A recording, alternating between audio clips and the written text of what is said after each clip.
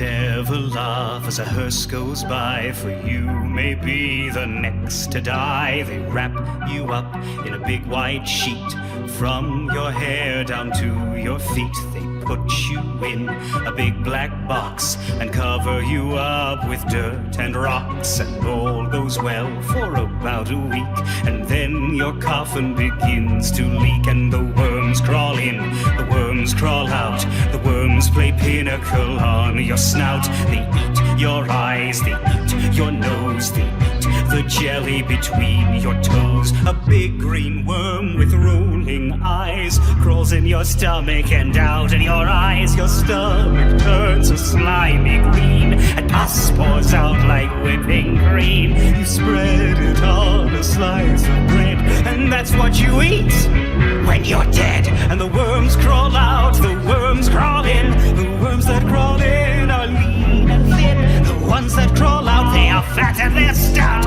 Your eyes fall in and your hair falls out. And the worms crawl in, the worms crawl out. They crawl all over your dirty snout. Your chest caves in and your eyes pop out, and your brain turns to sauerkraut. They bite their friends and their friends too. They all come down to chew on you. And this is what it is to die. I hope you had a nice goodbye. Did you ever think as a hearse goes by that you may be the next to die? And your eyes fall out and your teeth decay, and that is the end of a perfect day.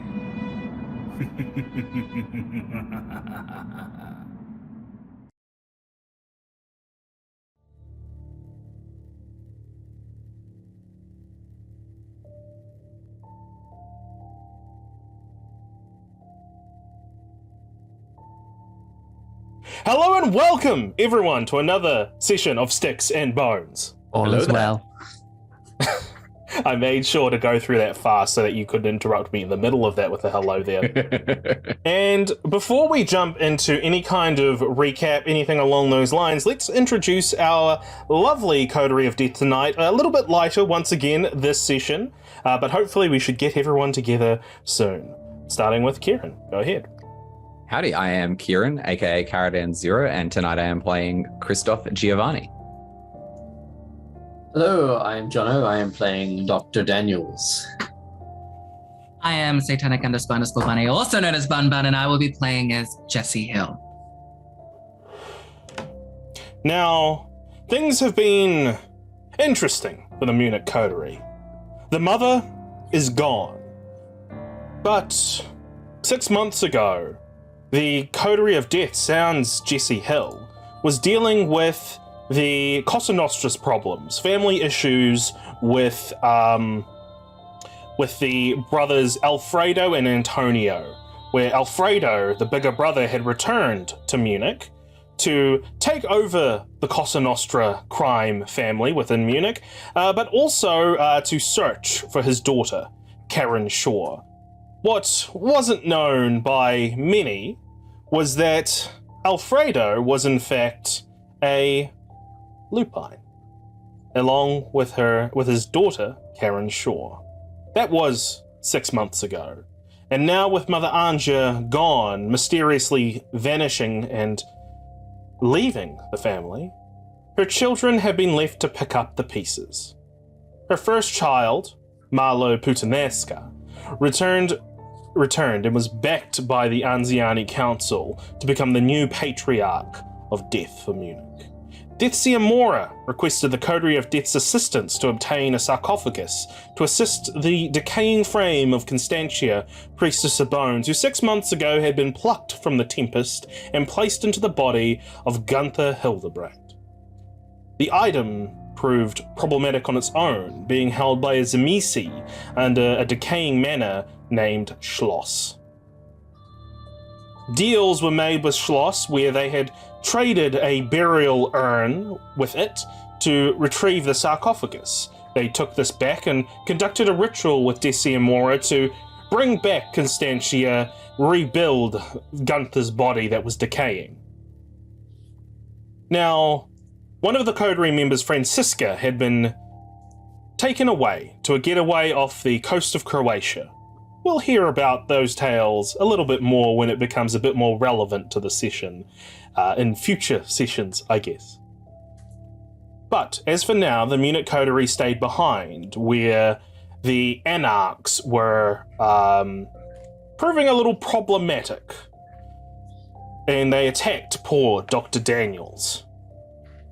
Dr. Daniels got his primogen, Anna Fleischer, to look into this, who told him to be patient, and that sometimes you need to exert patience when you're found in a cave and you're face to face with the bull, before you take the bull by the horns and you kill it. The Munich coterie were visited by the Banu Hakim primogen Court Vasily, who advised them of damning evidence that he held against Malo Putaneska for his own time behind the Shadow Curtain. His price for this information? The burial jar traded with Schloss for the sarcophagus. This would not choose to be an easy task for them to retrieve. Schloss made it very clear to Jessie that the only way they would part with the jar would be the return of the rebellious portion of their house. A small part of them had escaped and joined an apocalypse cult outside of Munich. What's worse, perhaps, is that the Zemisi was evolving from these various interactions from Jessie. Investigating further into this cult, it was discovered that they were led by an ex-military type and were using their connections to smuggle weapons into Munich, delivered by the Cosa Nostra. What was more interesting about some of these weaponry was the objects. It wasn't just guns, Kevlar and various frag grenades and whatnot. There was also some silver as well. Making deals with Antonio, leads were made to the drop-off points for these weapons. And that's kind of where we left things for the Munich coterie. Now, does anybody have anything that they want to add in that I may have missed out during my hasty recap? So, with that out of the way, let us sit back and continue forth with this vampire story of death. We open tonight at the Fruit of Persephone. A little around the beginning of the night, so a little bit before, while Christoph and Dr. Daniels were doing all their things earlier in the night, we open at the Fruit of Persephone, where the establishment comes to life. The camera snakes through the interior as the staff begin placing themselves. They begin decorating the place with the lavish decorations and basically preparing themselves for another night. The camera continues to snake through until eventually we reach the office and chambers of Jessie Hill. Just as her home, the Cainite comes to life, the vitae coursing through their body, reanimating the shell of flesh that the spirit drives within. With little else to do at this time, and leads with Dr. Daniels, leads with the Anarch squarely at Dr. Daniels' feet, what does Jessie do? First of all, what you need to do is a rouse check, followed by a willpower gain equal to composure or resolve.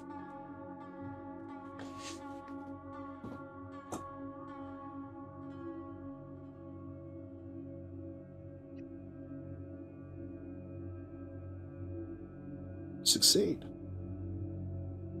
These nights have been fairly interesting, Jessie. The beast knows that eventually it will be satiated. So for now it is keeping its foot off the door, allowing you time to drive without its whisper in your head. So, what do you do? Well, Jessie would go through the process of kind of preparing their vessel. There is a shower that they have their own private kind of sort of ensuite within the office itself. So she showers, she makes sure that everything is smooth, correct, fragrant, just at her level from whatever lingered from the previous evening. It's been like this ever since you were embraced, Jessie. The smell, you don't know if it's something that others can smell, but it's something you definitely can smell, an undertone of this rot that is underneath, this rot that infests you and infests your soul. I don't know if it's something that you would use to fuel you, but it's something that you still smell as you lather and wash yourself down. They hide that scent, perhaps the scent that only her most distinguished of senses can detect.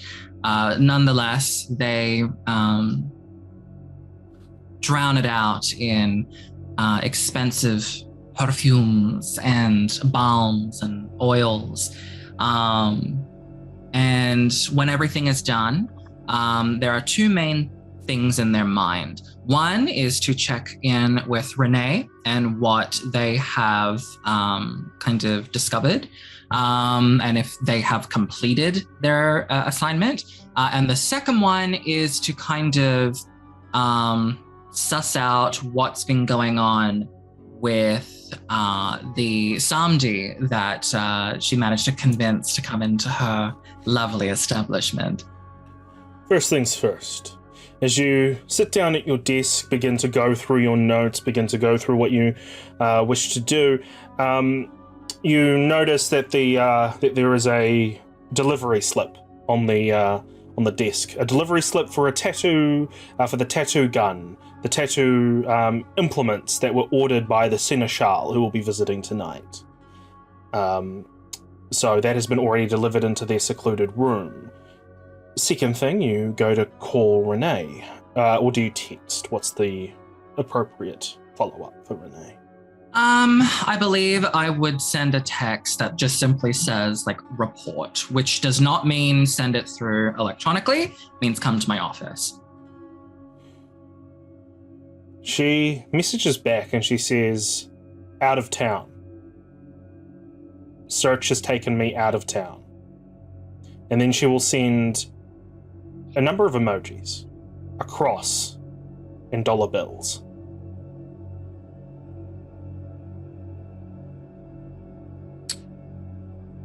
Coordinates. Now, not town names or like road signs or anything. She's specifically asking for coordinates. Takes a little while to get a response until eventually you do. You get a response that has the coordinates for Augsburg. Augsburg, not Augsburg. Augsburg, which is another town a little bit further away from Munich. All right, and then the final text will be: "Stay safe.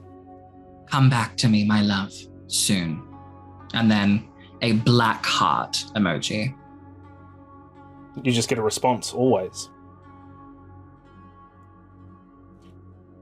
She will try to distract herself from that by diving into more business and pleasure, almost mixes I believe itself you in a wanted place to like that. suss out where Linnell was up to. The boy that was delivered to her has always been there. It has never been moved out. It has always stayed in that room. You look at the camera feed. It just stands there, looking, unblinking. Flies flying around its body. Open sores on its skin. But it doesn't move. It just stands there, waiting. Till eventually you see Linnell skulk in to begin more of her weird practices. But eventually, you receive a knock at your door. Turn off the feed. I specifically switch feeds and then turn off the feed. And then I will clear my throat. Who is it? This is another one of your staff members. Goes by the name of goes by the name of Zachariah. Mhm. Walks in. He's dressed like he's barely dressed at all. His body, very statuesque, almost like carved out of granite and marble. And he's wearing these little speedos with little ivies surrounding them. It's his uniform for his place tonight. He just says, Well, she Miss raises Hill. a finger. Perfectly lacquered black fingernail to a point. I said, who is it? Not come in. He kind of raises his hands, moves back behind the door, closes the door, and he just says, Zachariah, Miss Hill. Oh, come in. Walks in, smiles at you. His hair almost immaculate in the way that it's swept back. There's just one or two strands that just seem to like come down over his face, but it almost seems like it's purposeful. Everything about him is purposeful. And he smiles at you and he says, we received a message during the day. They said that the family wanted to speak with you. Oh, thank you very much. I knew there was a brain in there somewhere. I'll go speak to them right now. Thank you, Miss Hill. I will... Then he kind of sort of awkwardly walks away. She's this is her amusement. This is her coffee. This is what kind of gives them that pep that they want.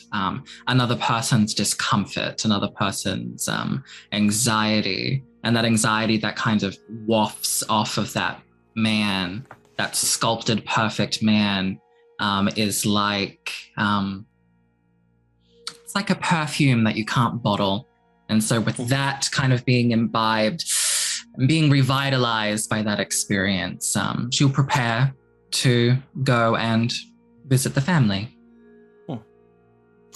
Any special preparations you make before going to visit the family? Well, there is, they always, in the cars that they travel in, they always make sure to have a sort of emergency kind of package containing what do you call that? A sun bag, like the inverted body bags with the zip on the inside.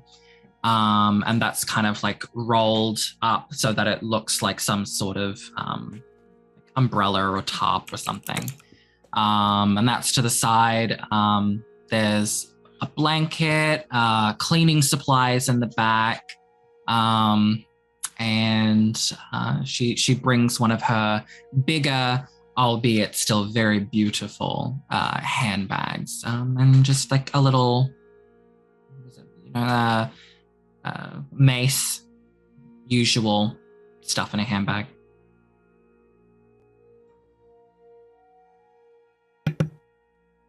So, you hop into your vehicle, make your way through to the temple,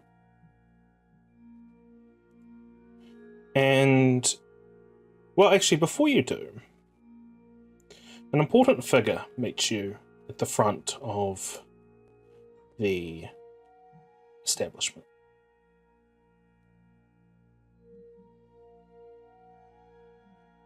Man standing very tall, bald head, a tattoo of a snake coiling up his neck and up to his face, as one of his eyes just milky white. He walks in with a cane, ebony skin, and very regal fitting clothing, and he looks at you. You recognize this man as the Seneschal of Munich, Mehmet Samal, the Tremere Seneschal. Mr. Samal, a pleasure to see you. It is good to see you. I've heard so many things about your little establishment. As he kind of points out all the different features around here with his cane. Only good things, I hope. I am the Seneschal of Munich. I hear things good and bad in equal measures of all things in this city. So, did you receive the request from my compatriot? Oh, of course. And I have a canvas to ply my art. Of course you do. Shall I pick one from here, or are you offering one up? As Zechariah kind of is skulking around, putting stuff away and kind of trying to make himself look as small as possible while also stealing glances at you. Do you have a particular preference? One whose skin has not been sullied yet. Define sullied. He motions to his snake tattoo that's on his body that crawls down to his neck below the shirt line where you assume it continues down further. Maybe one of these nights I can see where the tail ends up. And she leans forward so that the perfume kind of lingers under the nose. She knows that Tremere have access to Auspex. Now, they don't know what particular talents they have, but they thought to lean in just in case. And then they'll lean back. Very well then. Are you flirting with me, Miss Hill? It depends. Is it working? Don't take offense, but the dead rarely arouse anything from me these nights. Corpses are not,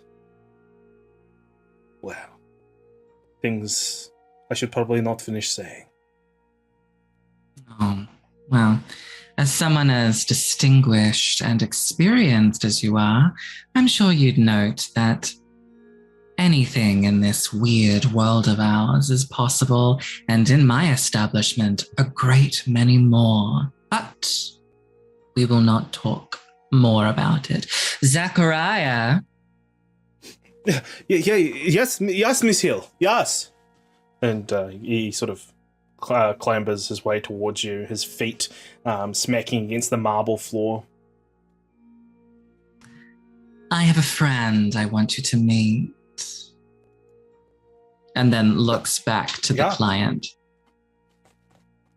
He examines Zechariah up and down. This will do. Come, boy. There's many places I would like to take you. Many things that canvas would like to be filled with. He looks at you. My. Zechariah looks at you with a weary, apprehensive look. It's just work, darling. Makes his way very awkwardly with Seneschal. That fragrance sustains her. And the Seneschal makes his way to his private room. Now, I can't remember, did you say you were going to be setting up a camera? Yeah. Yes. Well, there's in the room that the Samdi's in, yes. And then in some of the rooms, there's two-way mirrors. But the one that Jessie would put them in, I think that one would be a camera room. So Jessie makes their way to the Hekata Temple, having been summoned by the family during the day. As you arrive, the Hekata Temple is much less much less populated tonight. A lot less people there. You figure maybe perhaps it's because most of the people there are in fact part of Franziska's church. And with them being away, that actually accounts for a lot of the traffic around the Hecata Temple. But you push through the double doors, you see the grand opening of the opening landing floor, and almost quicker than you realize he's there, Abner shuffles over. And he says, Miss Hill, I didn't expect to see you here. What's, you're looking for Miss Hollander? She is away with, Mr. Pultanesca. And, I think they're away on some kind of, bonding experience, sibling bonding. You know how much the, Giovannis like their sibling bonding. Yes, they certainly do, don't they? Now I was, summoned. Summoned? By whom? There's only myself here and, there's that Rossellini. She's a bit of a weird one. Don't suppose she summoned you, or... Oh, Mora, of course, Mora. Mora's in the Undercroft. I'll go fetch them and, get them to, come meet you. It's rude that they've invited you without even, coming to see you. Oh, no, that's all right. I can go and see them. No, I insist, Miss Hill. Take your seat there. Proper decorum and etiquette shall be followed here at the temple. Under my watch, we're going to make sure that everything is going to go according to plan. Thank you, Abner. You take the seat over there, take your pick, and I will return soon with Mr. Mora, Miss Mora. Mora, I haven't quite gotten the etiquette of 21st century. And he kind of just mumbles as he shuffles away. And she will find the most luxurious chair to lounge in, of course. Eventually, after waiting and sort of taking in the artwork around you, the sort of very Venetian artwork, some stuff having been quite old and held here for quite a long time, you can just almost tell that from like aura radiating from them. You feel a presence with you. As a very slender, dark-haired woman walks up with a cup in her hand, just rim circling, or finger circling around the rim. Flavia Rossellini. She will say, well, Miss Hill, was it? We only met the once. Hello. What brings you to the temple? It's been very quiet. Most of the inhabitants gone. Even the spirits have stopped stirring here. Well, you know, some people like a little R&R now and again. Indeed. Well, what do you think they're up to? Oh, a gossip? Me? I would never. But if I was to take a stab in the dark, I suppose. Well, it could be entirely possible that they've found something powerful, something that needs more attention elsewhere. See, I think Marlowe is far more interested in the powerful thing. Well, forgive me for being crass, but I hear whispers. The powerful thing between Franziska's legs. My. You know, I heard whispers too. Oh, you did? Should I let you know? Oh, please tell me. You know, I heard whispers. How long ago was it now? A few nights, a few weeks, They all blend together, don't they? I heard whispers. Your whispers, actually. Speaking aloud. During the meeting, the coronation. Whatever you want to call it. It's a bit strange, isn't it? She pauses in her circular motion in the rim of the cup. She looks at you with a cocked eye. Well, perhaps I have a little Malkavian in me. I hear voices, Jessie. It's not that foreign for our kind to hear voices from another side. There were no spirits that you were talking to. Perhaps you weren't looking hard enough. Oh, I don't think that's it. Now tell me, Jessie, now that we're talking about mysteries and whatnot, the rumors at the moment that have been swirling around is quite a shame. The missing Giovanni ghouls and neonates. Perhaps rumored from the Giovanni killer from the shadows that plagued Munich a number of years back. Were you around during that time? Did you know about the Giovanni killer? I don't know. It was like a fairy tale, which snatched him up from the shadows. Well, when you practice the dark arts, scary things happen when you're not careful. Oh, and what kind of things would these be? Well, I'm no master, but I would imagine all kinds of horrifying things from the other side. Don't sell yourself short, Jessie. You are a master. After all, you could see every spirit that was here in the manor at the night of the party, according to your telling. I suppose that's true. Maybe I'm just trying to be humble. Yes, or trying to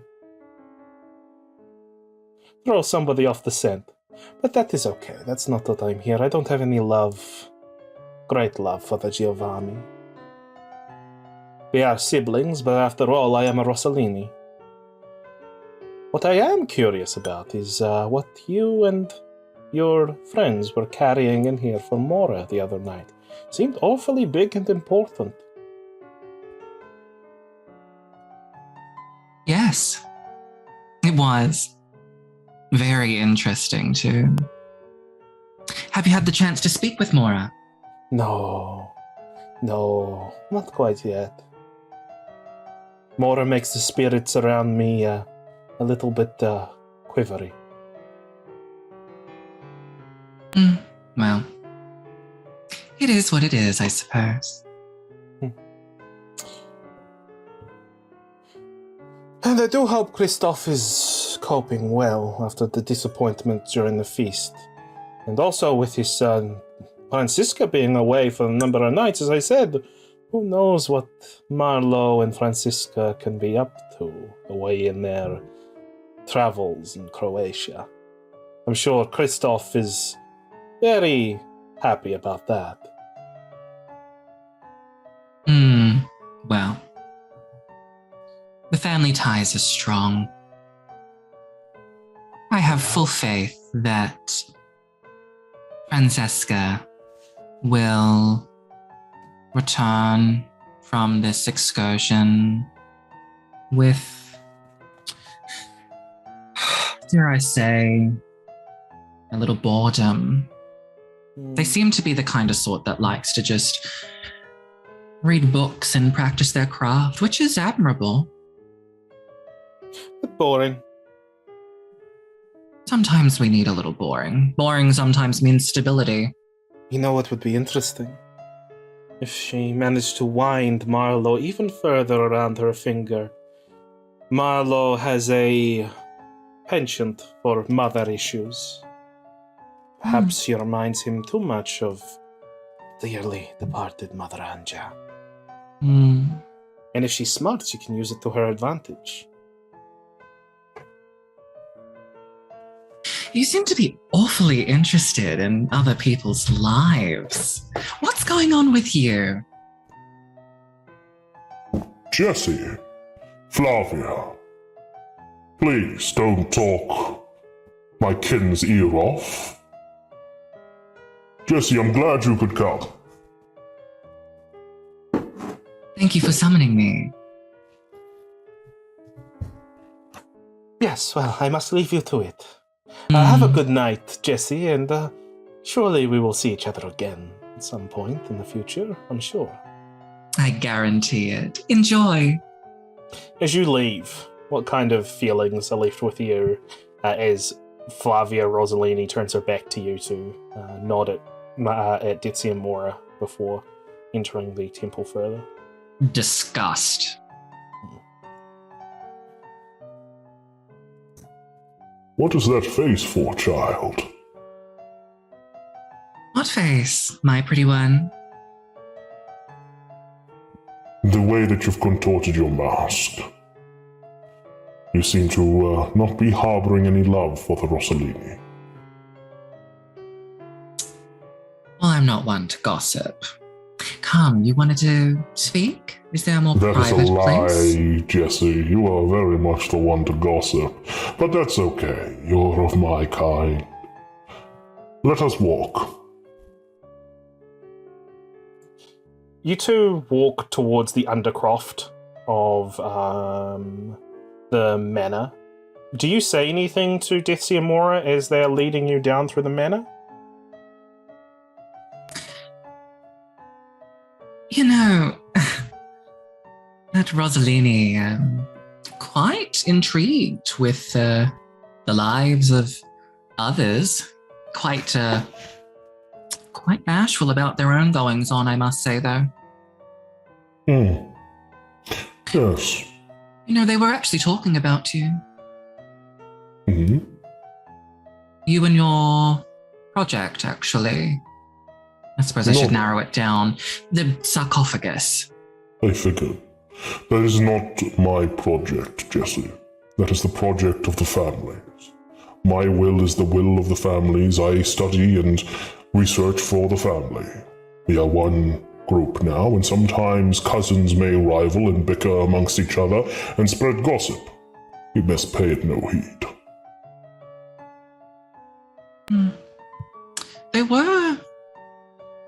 Well, I shouldn't gossip then. Now, when has that stopped you before, Jessie? Continue. Well, I was just chewed out, so I don't know if I want to anymore. I merely told you right, to you pay twisted it no my heed. hand. You twisted my arm. There was some whispers going on. The Rossellini was seemingly speaking to themselves. I thought that they were speaking to the spirits, but then I took a little look just to see, and I'm quite observant. People don't think I am. I am quite observant, but even I couldn't detect anything, nary a trace of ectoplasm in the air. Ectoplasm, please. There was no one there, and yet they were talking, saying things like, "What is it you know about him? No, you told me to come and watch the siblings." Tell me, Jessie, did you spend much time in the Shadowlands? Why? There is more than just one way to communicate with others. I learnt that during my time in my exodus. Sometimes there are rifts, gaps. Perhaps that is what you are witnessing. Somebody communicating, a spirit or otherwise, to our dear Miss Rossellini. Or perhaps you just weren't strong enough to see a spirit. But that doesn't sound like you now, does it, Jessie? Absolutely not. But that is an interesting theory. But I'll have to let's think leave about it. this at the door. I don't want to mar your reunion with a unpleasantness. Reunion with a ancestor long, long ago. But before we do, I do have a question. Something of importance. The Banu Hakim Primogen. My whisperers have told me that he has come to see you. He did. And I find that a little disconcerting, considering your lineage and your connection to somebody close with Mr. Vasily's actions. Is it? Well, I'm not a gossip myself, Miss Hill, but if I was to say the phrase that Mr. Vasily is known to run with the bulls, I'm sure you can read between the lines. I follow. But Mr. Vasily likes to keep that under wraps, so I wouldn't be spilling that under anyone's ear. No, I would never. No. You're always very tight-lipped, Jessie. Never one to spread gossip. Now come. Not me. Constantia, Priestess of Bones, wishes to speak with you. They're feeling better. Good. They are feeling better, yes? Ciambellano doesn't answer. Merely directs you to a door, a closed door, and motions for you to open. They will open. The door creaks open, and you're led into a small chamber, a small makeshift library. A figure covered in a hood, shadows covering their face, sits within the chamber of this undercroft surrounded by books. She looks up at you. You don't see her face, it's covered by the shadows once again. And she says, "Welcome, my kin. It's so good to see you." She stands up and makes her way to you and gives you a hug and kisses you on each cheek. They will wrap their arms around them and kind of just like hold them close and whisper into their ear, or more like an exhalation, really. So glad you're safe. Safe is one way to put it. Being torn apart by the tempest is very disconcerting. My memories are jumbled. Even when I was last put together, they're still fragmented. I'm not fully myself, but I'm more myself than when you first saw me being shuffled into the sarcophagus. Well, I feel, though, as I look at you, mine kin, I feel my blood coursing through your veins. I feel it, no matter how weak and diluted it is, it still courses.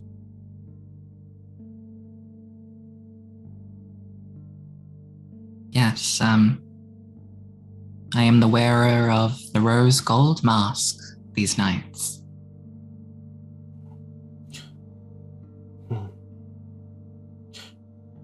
What do you think of the Giovanni, mine kin?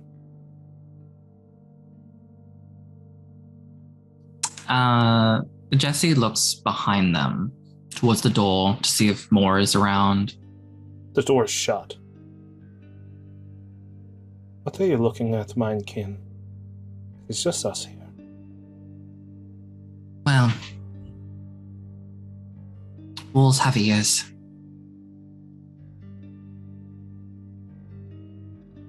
The Giovanni.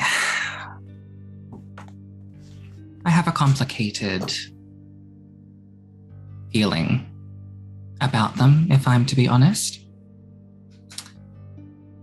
Knowing the history, what they did, what I'm sure some of them still wish to do. I notice the way some of them look at me. I notice how some of them treat me like a servant.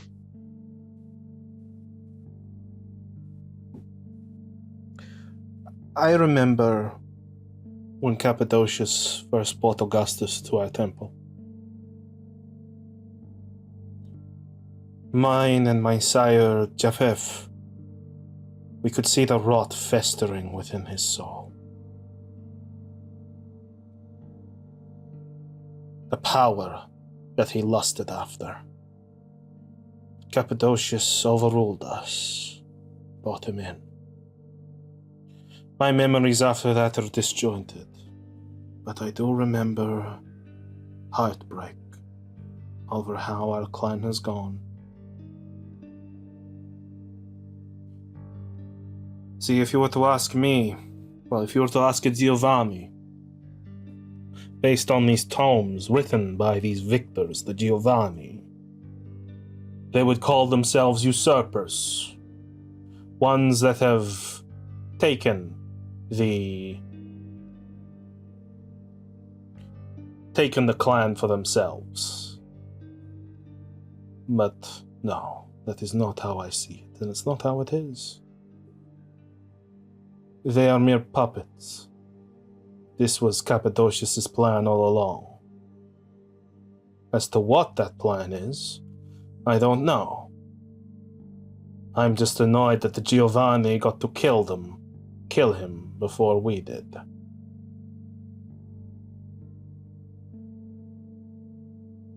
Well, I'm sure there must be some way we can stick it to the old man. I hear he's gone. And with him the release of hundreds and thousands of souls. Or so the rumor says.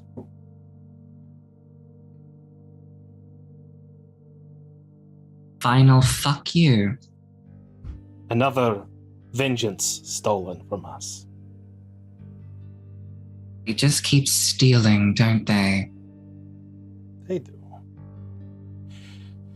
But that is fine, for we are patient. You are patient, mine kin. Your phone goes off. What is buzzing in your pocket? Sorry, it's my phone. I think I've read about them. Abner has talked to me about them. Cellular communication, I believe he said. You sent Yes. hieroglyphs across invisible waves.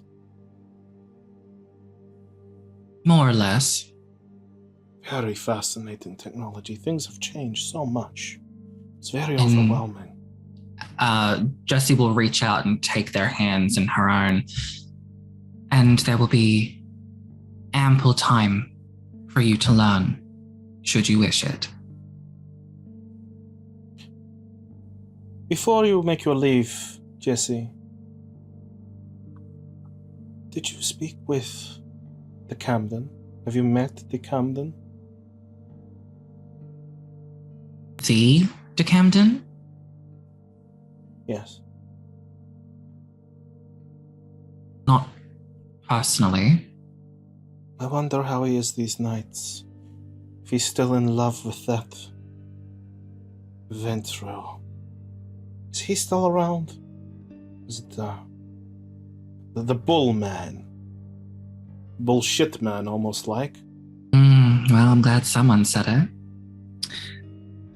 A man that needs to model an entire cult after being fertile must be compensating for something. Bite your tongue, mine kin. You're talking about my child, Roger de Camden, by his side. He must have seen something in the bull to follow him so justly. I do not trust mine child to merely follow by blind love. Not practical. No, you're right. Of course, I apologize. I don't know what they're up to or where they are. I don't know if the bull man is hiding out. I haven't heard much. Just remember this, Jessie. Nothing truly dies. I am proof of that. I'll leave you on your travels. I have much more to digest. If you need anything, merely find someone to summon me. I do, actually. One favor you can make before you leave. The blood within you, mine blood within you, mine kin, is weak. Shall we strengthen it? How would you suggest we do that? Reaches into the shadow of her hood. Comes back out. The wrist bleeding at this stage.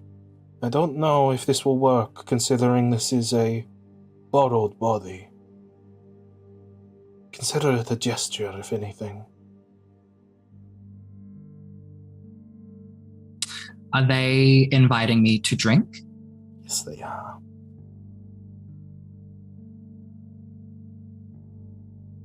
They will. You prepare your lips as you go to drink. You taste and you savor the flavor, ready for this exaltation of this elder's blood. Tastes so mundane. It tastes like any other person you've picked up from the street. Perhaps Constantia was right. That this perhaps wouldn't work, considering their body is not theirs, and it is borrowed.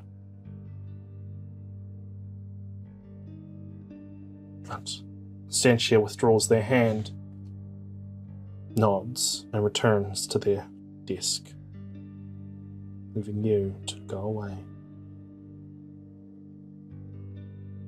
They act almost as if they had just gone almost to a hookup and it was done and they're being immediately kicked out of the house and they're just, cleaning themselves up. And the amount of disappointment that she feels is profound. But they leave nonetheless. They don't say anything. They don't express that disappointment. They just leave. You have a message from Christoph. What would Christoph's message have been? Oh, I'm trying to remember what we were doing. I think you wanted to sort of get Jessie over to discuss what was going on. Oh, okay. Maybe something along the lines of got news, are you free to meet at Sandling Lofts? Cool. On my way. And so you make your way over. As the timeline shifts further, and we head to an unknown time, an unknown date, as a blizzard lashes out around Franziska. Now, Franziska, you're confronted by the monster that is hiding within you. The monster, the guilt that you are trying to repress. The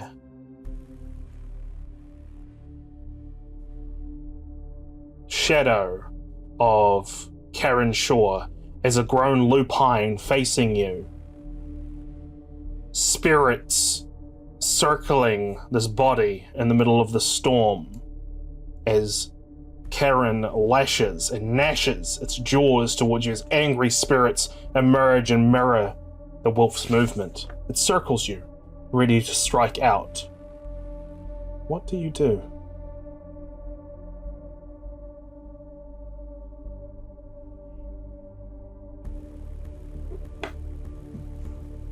Is she completely surrounded? The blizzard is surrounding you, yeah. But there's almost like a vortex of spirits also within the blizzard that surrounds you.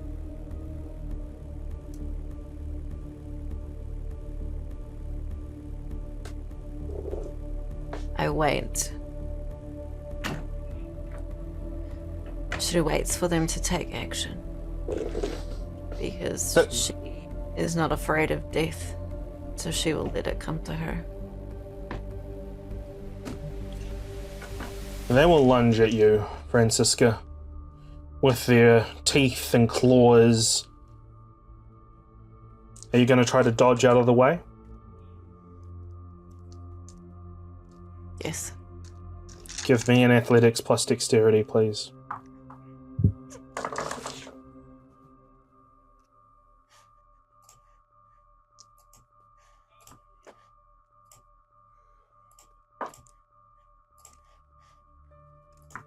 Two. Let's see how we go. You manage to dodge out of the way as the lupine claw rips at your dress. You see that it tears from your current clothing. This is very much real, this tells you. At least real in the sense of it can hurt you. The wolf roars yet again as spirits lash out from within. What's the next move?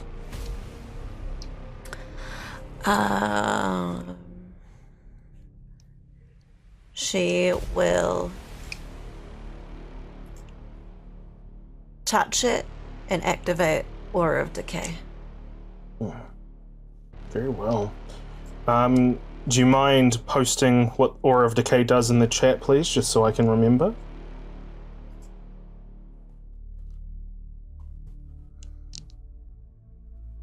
Okay. Oh my god, that's a lot. Okay, give me a rouse check. And then give me a stamina plus oblivion.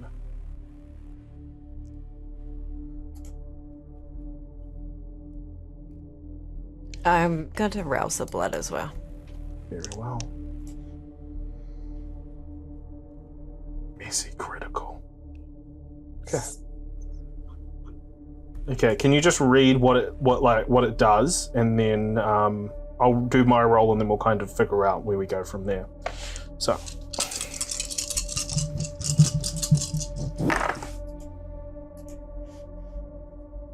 Okay. And what does Aura of Decay do when you touch this shadow lupine's body?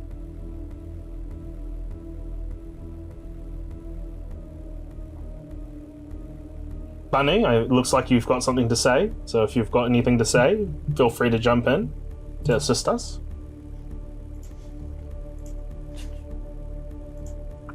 I can't hear you. You're muted. Damn it. You don't have to touch it. It's an aura. But yeah, if anything living is caught in the aura, they need to make a stamina medicine or fortitude if they have it. And the margin is dealt as unhalved superficial damage, which is slowly applied throughout the scene, not immediately. It's like them getting sick and rotting. And decaying. Yes. What happens is, Franziska, you activate this aura from your body as the ground around you begins to rot and wither and decay as it slowly makes its way to Karen. Karen leaps and lunges at you, slashes at you, dealing 4 superficial willpower damage.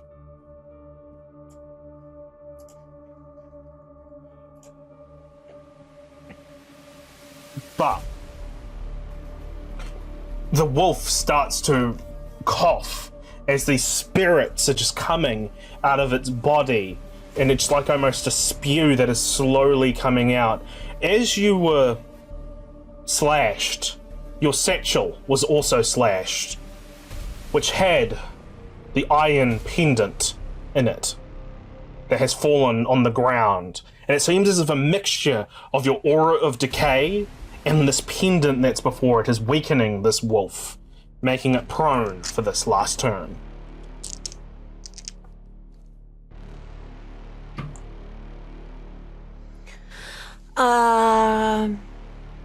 She will try and run towards somewhere where there's not as much snow. She escaped. That's where her brain goes to. Is trying to find an escape.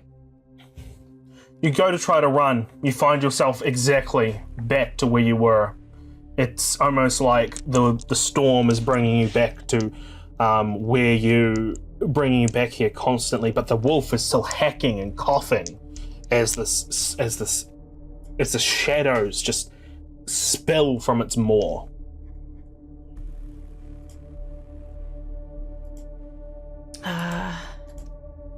Is there something sharp in my things? Yes, I will say that there is a knife of some kind that you would have had on your person. I will stab it. Give me a strength plus melee, please. Or dexterity plus melee, whichever's higher.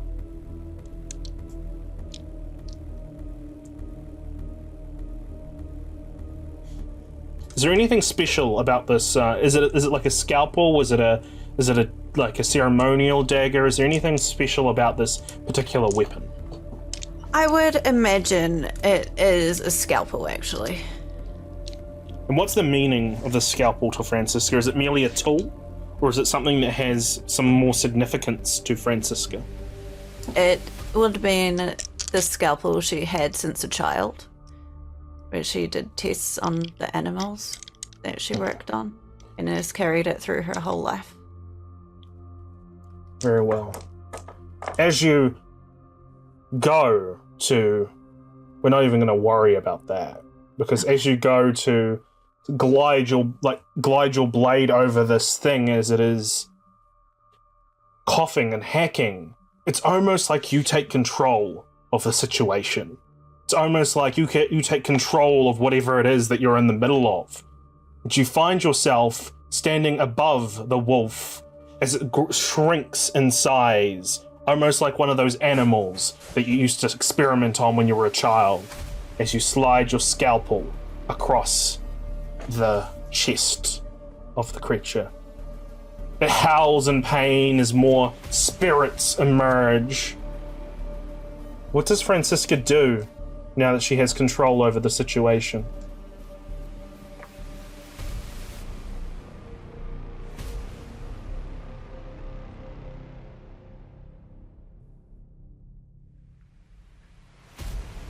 How much control does she have over it? You feel... Give me an intelligence plus awareness, please.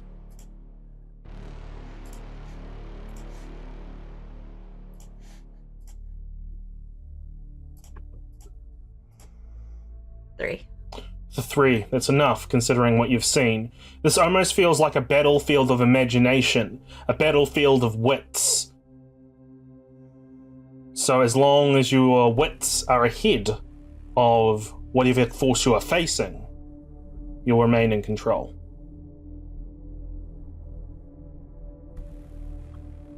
Okay. I'm ready for the next. It is going to try something here. One final feeble attempt. Give me a wits plus any of your skills, but you have to explain to me why you're rolling that skill. What did you say? Wits? Wits plus any of your skills. Insight. Why insight? Because I know deep in myself that I'm the only one I can rely on, and my intuition is all I have. Roll that, please.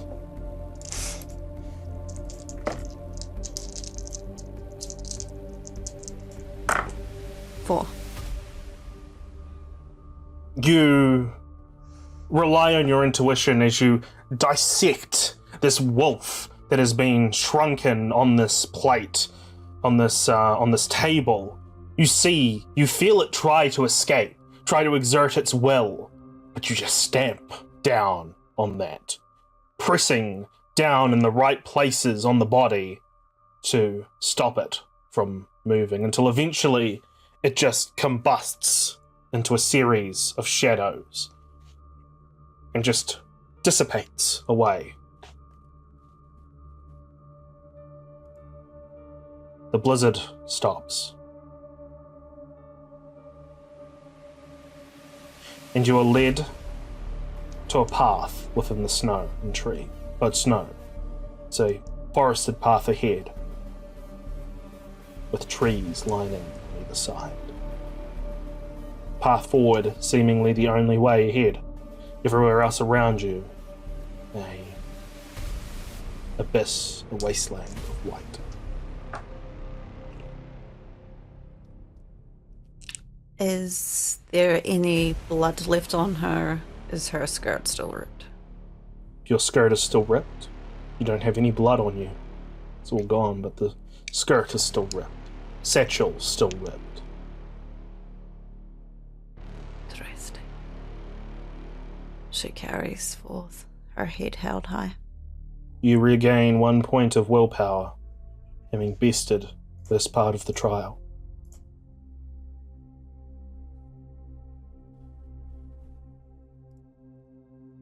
And that's where we're going to take our break. We'll be back in mere moments, everyone. See you all in a bit.